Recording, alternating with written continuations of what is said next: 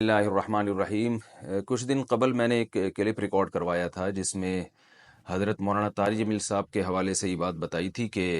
یوسف علیہ الصلاۃ والسلام کا جو مشہور واقعہ ان کی جس پر ان کو بہت زیادہ مختلف حلقوں کی طرف سے تنقید کی گئی ہے ان کے اوپر، تو میں چونکہ یوٹیوب پہ بعض دفعہ کمنٹس دیکھتا ہوں اور طلبہ نے جس غیر شائستہ زبان سے ان کی توہین کی ہے وہ بالکل بھی ہمارے لیے قابل برداشت نہیں ہے۔ اس طرح سے طلبہ میں بدتمیزی پیدا ہوتی ہے، بد اخلاقی پیدا ہوتی ہے، اور عامت الناس نے بھی بہت ہی ایک غلط رسپانس دیا ہے اس پہ۔ تو وہ کلپ جو میں نے ریکارڈ کروایا تھا اس میں نے جو میرا حاصل تھا پوری بحث کا، وہ حاصل یہ تھا کہ اگر کسی عالم سے غلطی ہو بھی گئی، ایک ایسا واقعہ انہوں نے بیان کر دیا جس کی یا تو سند نہیں ہے یا ہے تو ضعیف ہے، تو اس پہ آپ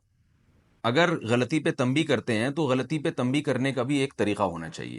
اور وہ طریقہ بھی ہم نے بتایا تھا، اور ہماری کیا حیثیت ہے، ہماری کیا اوقات ہے، ہم چھوٹے منہ بڑی بات، علماء سے جو ہم نے سنا ہے وہی بات ہم نے آگے نقل کی کہ اگر کسی سے غلطی ہوتی ہے تو آپ زیادہ سے زیادہ یہ بیان کر دیں کہ بھئی مولانا نے جو یہ واقعہ بیان کیا یہ واقعہ ٹھیک نہیں ہے، ختم، یہ بات ختم ہو جائے گی۔ تو میرے اس کلپ پہ ایک بہت تماشا بنایا گیا، اور کراچی کے ایک مشہور عالم جو ہمارے لیے قابل احترام ہیں، اور ہم ان کا ہمیشہ دفاع کرتے رہے ہیں، ان کے مسائل کا بھی، ان کی ذات کے حوالے سے بھی، تو اس کلپ میں بھی میں نے ان کا دفاع کیا کہ بھئی ان سے بھی ایک غلطی ہو چکی ہے، قرآن مجید سامنے رکھ کر ایک ایسا انہوں نے لطیفہ سنایا جو ہم سمجھتے ہیں کہ مناسب نہیں تھا، لیکن غلطی ہو گئی۔ لوگوں نے مجھ سے بھی کہا کہ آپ اس کے خلاف بیان کریں، میں نے کہا کچھ نہیں ہے بھائی، ایک نہ چاہتے ہوئے ان سے ایک ناسمجھی میں ایک بات ہو گئی، اب غلطی ہو گئی تو بڑے علماء ان کو اگر بتا دیں تو یہ بڑے علماء کی ذمہ داری ہے، ہم اگر کریں گے تو چھوٹا منہ بڑی بات ہے، تو اور اس کو وائرل نہیں کرنا چاہیے، اچھالنا نہیں چاہیے۔ تو میں نے ان کا دفاع کیا تھا، اس کلپ میں بھی دفاع کیا ہے اور ویسے بھی ان کا دفاع کرتا رہا ہوں میں، لیکن جو ابھی جو ان عالم کا میرے خلاف، مولانا طارق جمیل صاحب کے خلاف بھی آیا اور میرے خلاف بھی آیا، وہ میں سمجھتا ہوں مجھے اس کی بالکل بھی توقع نہیں تھی کہ اس طرح سے ریکارڈ کروایا جائے گا، اور اس میں ایک جو میرا موٹیو تھا، جو میرا ہدف تھا، اس کو بالکل چینج کر دیا گیا ہے اس میں، اور وہ اتنا وائرل ہوا ہے، عوام نے اس پہ الٹے سیدھے کمنٹس کیے ہیں اور بہت زیادہ مجھے عتاب یعنی مجھے جو ہے وہ طنز اور طعنوں کا نشانہ بنایا گیا۔ وہ کوئی اتنا بڑا مسئلہ نہیں ہے، میری ذات کا کوئی ایسا مسئلہ نہیں ہے، لیکن میں صرف اتنا بتانا چاہتا ہوں کہ جو اس کلپ کے آنے کے بعد جو میری طرف سے لوگوں کو بدگمانی ہو رہی ہے، میں صرف اس بدگمانی کو کلیئر کرنا چاہتا ہوں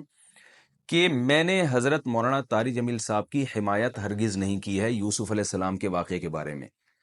اگر میں نے حمایت کرنی ہوتی تو میں سندوں کی بحث میں جاتا، کھینچ تان کے اس کو صحیح قرار دینے کی کوشش کرتا۔ میں نے صرف یہ کہا ہے کہ اگر ان سے غلطی ہوئی ہے تو اس غلطی کی اصلاح کا یہ طریقہ ہونا چاہیے،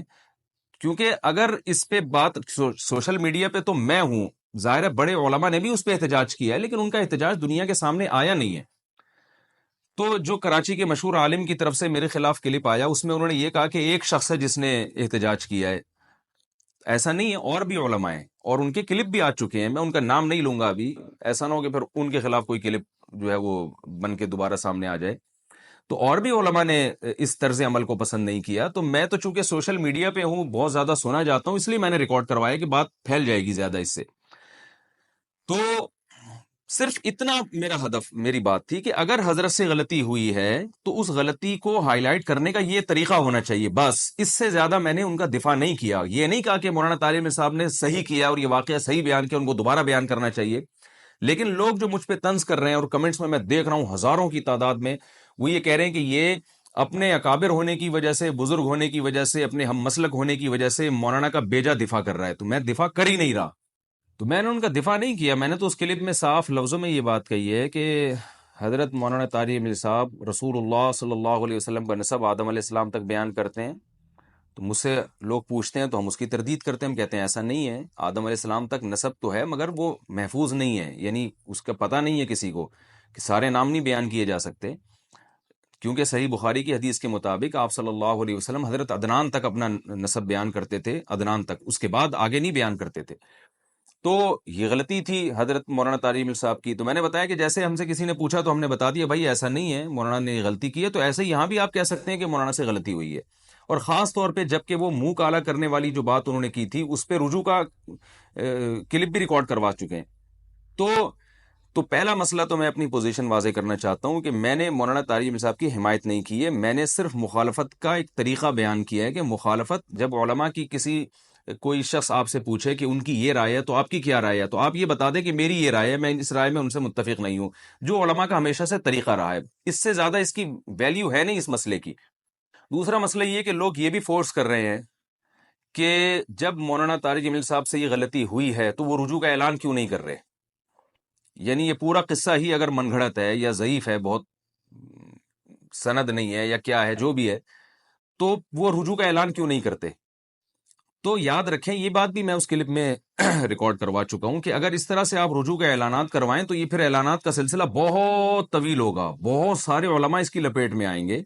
کیونکہ اس کا تعلق مسائل سے نہیں ہے. اگر کوئی ایسے روایت پیش کی جاتی جس کا فقہی مسئلے سے تعلق ہوتا تو عالم کو چاہیے کہ وہ رجوع کا اعلان کرے, کیونکہ لوگوں کے سامنے غلط مسئلہ جا رہا ہے. لیکن اگر ایسا نہیں ہے تو تاریخی روایتوں میں اس قسم کی غلطی پہ رجوع کے اعلانات نہیں کیے جاتے. تو ہمارا بھی کہنے کا مقصد یہ تھا کہ اگر مولانا طارق جمیل صاحب سے کوئی غلطی ہوئی ہے تو اس غلطی کو اس طرح سے ہائی لائٹ کر دیا جائے, آپ کی ذمہ داری پوری ہو گئی, بات ختم ہو گئی. تو چونکہ یہ ہماری جو قوم ہے نا اسٹینڈ پہ چل رہی ہے, یعنی آپ یہ کہہ سکتے ہیں کہ آپ کو اس بارے میں بولنے کی کیا ضرورت ہے. مجھے بولنے کی ضرورت اس لیے نہیں ہے کہ میں مولانا طارق جمیل صاحب کا دفاع کر رہا ہوں, مجھے بولنے کی ضرورت اس لیے ہے کہ میں میڈیا پہ ہوں اور ہماری جو عوام ہے اس میں یہ اس ٹریک پہ چل پڑی ہے وہ, کیونکہ یہ زبان کی لغزشیں اور اس طرح کی غلطیاں ہر انسان سے ہوتی ہیں اور ہوتی رہیں گی. تو اس میں ہمیں پہلے سے لوگوں کو گائیڈ کرنا چاہیے کہ اس موقع پر کرنا کیا ہے. تو یہ ایک بات. اچھا, دوسری بات یہ کہ تفسیر کبیر اور امام راضی, یہ مجھے اللہ کی قسم پہلے سے معلوم تھا یہ ایک ہی تفسیر ہے, تو میری زبان سے نکل گیا کہ تفسیر کبیر میں بھی امام راضی نے بھی لکھا ہے. تو ایسی زبان کی لغزش پہ بھی اتنا بڑا الزام لگا دینا کہ اس نے حدیث کی کتاب کی کبھی شکل بھی نہیں دیکھی ہوگی, یہ قدوری بھی نہیں پڑھا سکتا یا صرف قدوری پڑھا سکتا ہے, واللہ عالم. تو مجھے تو پتہ ہے کہ میں کیا کر سکتا ہوں, ہو سکتا ہے مجھ میں قدوری پڑھانے کی بھی صلاحیت نہ ہو, لیکن کسی عالم کو کسی دوسرے کے بارے میں, چاہے وہ اس سے عمر میں, علم میں, مرتبے میں کئی گنا چھوٹا بھی کیوں نہ ہو, تو کم از کم اتنی تو بات کی رعایت کرنی چاہیے کہ جس کے ساتھ آپ زندگی میں کبھی ملے بھی نہیں ہیں, اور اگر ملاقات بھی ہوئی ہے تو ایسے ہی چلتے پھرتے سلام دعا ہوئی ہو ہلکی پھلکی, اس کے بارے میں آپ یہ کیسے تبصرہ کر سکتے ہیں کہ وہ قدوری بھی نہیں پڑھا سکتا, یہ حدیث کی کتاب کی اس نے کبھی شکل بھی نہیں دیکھی ہے, یا اس میں حدیث کی سند کی تحقیق کی صلاحیت ہی نہیں ہے, اسی وجہ سے وہ جان چھڑا رہا ہے کہ وہ تفسیر کبیر کی سند کی بحث میں نہیں جاتا. میں تو اس لیے بحث میں نہیں جا رہا تھا کہ یہ مان کر, یہ فرض کر کے کہ اس میں جانے کی ضرورت نہیں ہے, زیادہ سے زیادہ ضعیف روایت ہوگی, موضوع روایت ہوگی نا, اور کیا ہوگا. تو غلطی کو غلطی مان کر یہ بحث کو سمیٹنے کے لیے میں یہ کر رہا تھا. یہ مطلب نہیں تھا کہ ہم سند پر جو ہے وہ سند کی بحث میں پڑھنے کی ہمارے اندر صلاحیت ہی نہیں ہے, یا کسی حدیث کے بارے میں یا روایت کے بارے میں یہ تحقیق ہی نہیں کر سکتے. میرے رسالے موجود ہیں الحمدللہ, میرے علمی تحقیقات موجود ہیں, تو میں نہیں دعویٰ کرتا کہ میں کوئی بڑا عالم ہوں, میں یقیناً ایک طالب علم ہوں, اور شاید میرے اندر قدوری پڑھانے کی بھی صلاحیت نہ ہو.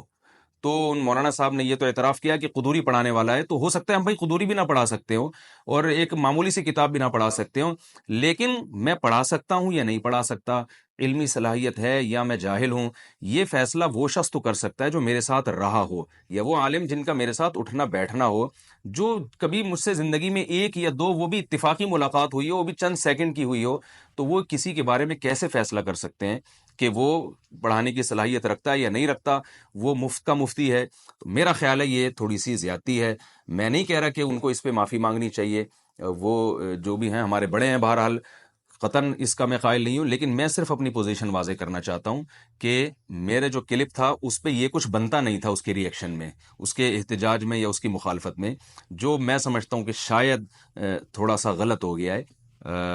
اللہ تعالی ہم سب کو عمل کی توفیق عطا فرمائے. Thanks for watching. Don't forget to like, comment, share and subscribe to Mufti Tariq Masood Speeches channel.